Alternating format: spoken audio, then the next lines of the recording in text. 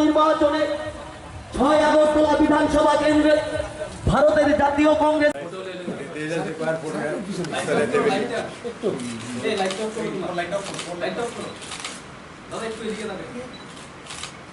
দাদা এদিকে দাদা এদিকে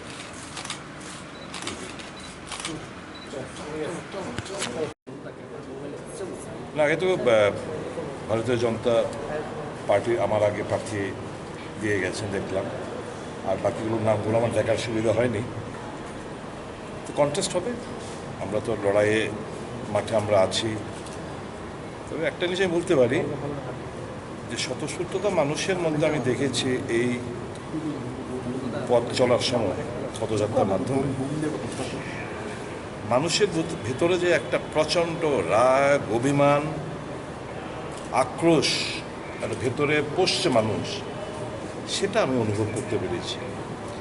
এবং সেই সুবাদে যখন আমি প্রথমে রিয়েকশন দিচ্ছিলাম, সেই সুবাদে আমি দৃঢ়তার সঙ্গে বলতে পারি যে আমাদের জয় এই দুটো আসনে কেউ আটকে রাখতে পারবে। আমরা দারুণভাবে কনফিডেন্ট, মানুষের আশীর্বাদ, ভালোবাসাকে পুঁজি করেই কথাটা বলছি, অহংকার নয়, যে আমাদের জয় সুনিশ্চিত।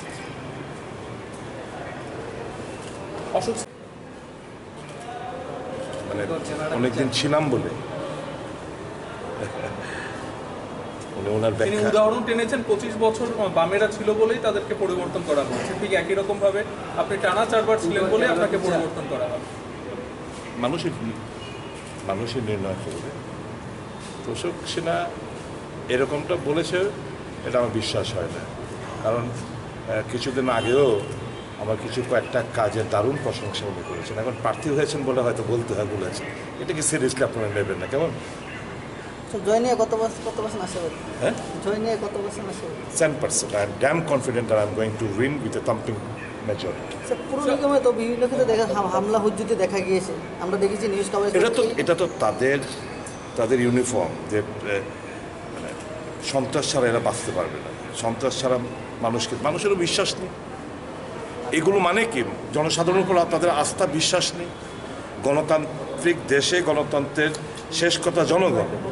তো জনগণকে চমকাবে, ধমকাবে, মারবে, আগুন লাগাবে, ফ্ল্যাগ পুড়িয়ে দেবে, ব্যানার কেটে দেবে, নষ্ট করে দেবে, ট্রেনে ফেলে দেবে। যেখান থেকে আমরা মিছিলটা শুরু করলাম 79 টিলায়, সেখানে আপনারা দেখেছেন, এতবার যেমন ফুটেজ পেয়েছি আমি জানি না, আমাদের কালকে ওখানে যে ফ্ল্যাগ লাগিয়েছিল সবগুলোকে রাত্রে আগুন ধরিয়ে দিয়েছে। তো কালকে আমাদের ওই অভয়নগর আমাদের কয়েকটা ফ্ল্যাক্স কেটে দিয়ে চলে গেছে, স্ট্রাকচারে রয়ে গেছে, আমাদের ছবি টুপিগুলো সমস্ত কেটে নিয়ে চলেছে। তো এটা করে একটা ত্রাসের সঞ্চার করতে পারে, কিন্তু মানুষের বিশ্বাসটুকু পুনরায়, আস্থা, বিশ্বাস মানুষে ফিরে পাবে না।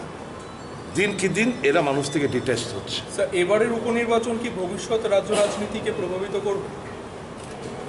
না, প্রভাবিত করবে। মানুষ এদের পতন আরও সুনিশ্চিত হবে। এবং এরা দেখবেন এদের অবস্থা কী হয়। খুব করুণ চিত্র। একটা শাসক গোষ্ঠী কোত্থেকে লোক এনেছে। আমাদের আগরতলা 6 আর 8 শাসক গোষ্ঠী, সেটা আমরা করতে পারি। এরা কোত্থেকে, মানে সোনামরা, উদয়পুর, বিলোনিয়া, সাবরুম থেকে শুরু করে এমন কোনো জায়গা নিয়ে এরা লোক আনেনি। আমরা কনফিডেন্ট, মানুষ আমাদের উপর আস্থা রাখছেন এবং আগামী দিনও রাখবেন। ভারতীয় কংগ্রেসই একমাত্র পার্টি যে মানুষের কথা মাথায় রেখে কাজকর্মগুলো করে। প্রাক্তন মুখ্যমন্ত্রী আজকে রাজ্যে এসেছেন, সেটা নিয়ে উচ্ছ্বাস বিজেপি কর্মী সমর্থকদের, সেটা কি কোনোভাবে?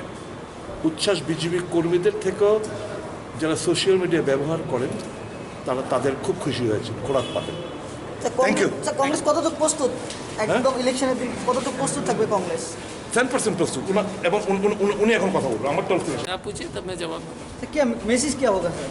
देखिए, सुदीप जी और आशीष जी तो जीतेंगे, लेकिन त्रिपुरा की जनता को सोचना है पूरे देश में क्या हुआ। आज देखेंगे पूरे सिर्फ हिंदू मुस्लिम करके, और अब आज कतर में हमारे उपराष्ट्रपति हैं और वहाँ का सरकार ने डिनर भी कैंसिल कर दिया, प्रेस कॉन्फ्रेंस कर दिया। भारत की इज्जत कभी इस तरह से जो है, इस तरह से खराब कभी नहीं हुई। पहली बार भारत के इतिहास में बीजेपी ने इस देश का जो है ना नाक कटवा दिया। कभी जो है उपराष्ट्रपति या किसी भी सरकारी पदाधिकारी का डिनर विदेश में कैंसिल नहीं हुआ है, प्रेस कॉन्फ्रेंस कैंसिल नहीं हुआ। इसका मतलब है वेंकैया नायडू गो होम। देश में 70 साल में कभी ऐसा बेइज्जती इस देश का नहीं हुआ। तिरंगा को जो अपमानित किया है बीजेपी ने, इसलिए अब मैं बार बार आपको कह रहा हूं, हिंदू मुस्लिम कर करके देश में दंगा कर करके सिर्फ सत्ता पाने के लिए अब पूरे दुनिया में हमारी इज्जत नहीं रही है। तो आप देख लीजिए, सुदीप और आशीष उस कांग्रेस कल्चर के एक बेटा है। देश को एक रखना है। और पूरे त्रिपुरा में मैं बता रहा हूं, आप एक ही सवाल है लास्ट में, 5 साल पहले बीजेपी ने त्रिपुरा में क्या वादा किया? एक सब वादा निकाल के देखो, एक भी नहीं किया। इतने बेशरम है। उसका सिर्फ इतना कहना है हिंदू मुस्लिम कर करके जो है लोग को पागल करो, देश को जलाओ, गृह युद्ध शुरू करो और भारत जो है खत्म हो जाए। ये बीजेपी का फाइनल गोल यही है, भारत को खत्म करना, भारत जलाओ, यही है। इसलिए मैं आपको कह रहा हूं, देश बचाना सोच लीजिए। ये शुरुआत है। विदेश के लोग हमारा उपराष्ट्रपति को घर वापस भेज रहे हैं। ये बेइज्जती की शुरुआत हो गई इस देश में। कोई पार्टी जीते या देश बचना चाहिए, कोई भी सत्ता में है, भारत जीवित होना चाहिए। तो 70 साल में किसी ने नहीं कर पाया, मोदी जी आज करके दिखा दिया कि भारत का नाक काट दिया। सर, सुरमा में कांग्रेस का कैंडिडेट नहीं देना, ये क्या 2023 का इंडिकेशन है? ठीक है, जो भी पार्टी हमारे विचारधारा से सम्मिलित है, जो भारतीय जनता पार्टी को त्रिपुरा से और देश से भगाएंगे, हम एक दूसरे से बातचीत करके रास्ता निकालेंगे। क्योंकि हमारा सबसे प्रिय है त्रिपुरा बचे और भारत बचे।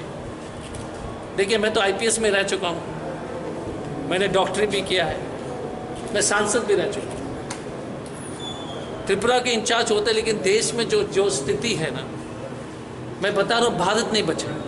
बात किसी को समझ में नहीं आ रही है। बेरोजगारी, महंगाई, गरीब जो है अपना जो है खाना खा नहीं पा रहा है, दूध का दाम, और हिंदू मुस्लिम सिर्फ यही कर रहा है। हम पागल हैं क्या? हर जगह खोदने लगे हैं, हर जगह देख रहे हैं कि कहाँ पर है भगवान के नाम पर। और ये कोई हिंदू सनातन धर्म है कि भाई को मारना, भाई के जो है को काटना, बहन के जो है बलात्कार करना? ये कोई हमारा धर्म है क्या? ये जो हम लोग को ये जो उपदेश दे रहा है। नहीं सर, क्वेश्चन ये है कि सुरमा में जो अभी चुनाव उप निर्वाचन हो रहे हैं, वहाँ पे जो अलायंस का कोई एक चित्र नजर आ रहा है। मैंने पहले बोल दिया, प्रद्युत जी हमारे अच्छे दोस्त भी हैं, अच्छे लीडर हैं। बातचीत हर जगह पॉलिटिक्स में होता है। हमारा इतना ही कहना है कि सुरमा में बीजेपी को वहाँ से साफ कराइए, जुबराज नगर में बीजेपी को साफ कराइए। क्योंकि आपको देश बचाने, मैंने वेंकैया नायडू को बात बताई ना, मैं बात बता रहा हूँ पूरे गंभीरता के साथ। हमने देश के लिए गोली भी खाया, मैं तो बुरी तरह से घायल भी हूँ, राष्ट्रपति पदक भी मिला। मैं बता रहा हूँ कि देश की स्थिति अच्छी नहीं है। तो इसलिए सुदीप और आशीष को जिताइए। सचमुच में लास्ट में इतना ही कहूँगा, बिप्लब देव जी जो करप्शन से हटाया, वो करप्शन किसका था? बीजेपी का। बीजेपी ने करप्शन में यूज़ कर लिया, बिप्लब को फेंक दिया। विप्लव ने तो पैसे किसके लिए कमाया? बीजेपी के लिए। बीजेपी का काम खत्म, विप्लव खत्म। तो विप्लव को यूज किया। और दूसरे जो दोनों कैंडिडेट के बारे में टिप्पणी नहीं करूंगा, लेकिन जो कैंडिडेट हाथ नहीं मिल सकता, गले नहीं लगा सकता है, कभी पब्लिक से कोई काम नहीं किया, क्या अगरतला की जनता वैसे लोग को वोट देगा? जिसको जो पब्लिक से मतलब ही नहीं है, गला नहीं लगाएगा, कभी चाय नहीं पिलाया। दोनों चीफ मिनिस्टर और ये डॉक्टर मिस्टर अशोक, वैसे लोग को आप चाहते हो या ऐसे लोग को चाहते हो जो सुदीप जो गला लगता है गरीब से, जो दुख दर्द में जो 24 घंटा है, जो एमएलए हॉस्टल में रह करके जो है ना सबका दरवाजा खुला हुआ है, वैसे आदमी चाहिए। आप चाहे कि लीजिए, आपको जिस तरह से आपको जो एसी में बैठने वाला चोर को चुनना है तो चुनिए, आपके ऊपर है। हमारा क्या है? चोर को चुनना है, एसी में बैठने वाले को तो चोर को चुनिए, ठीक है। Subscribe to Tripura Info and press the bell icon so that you never miss any latest updates and news on Tripura.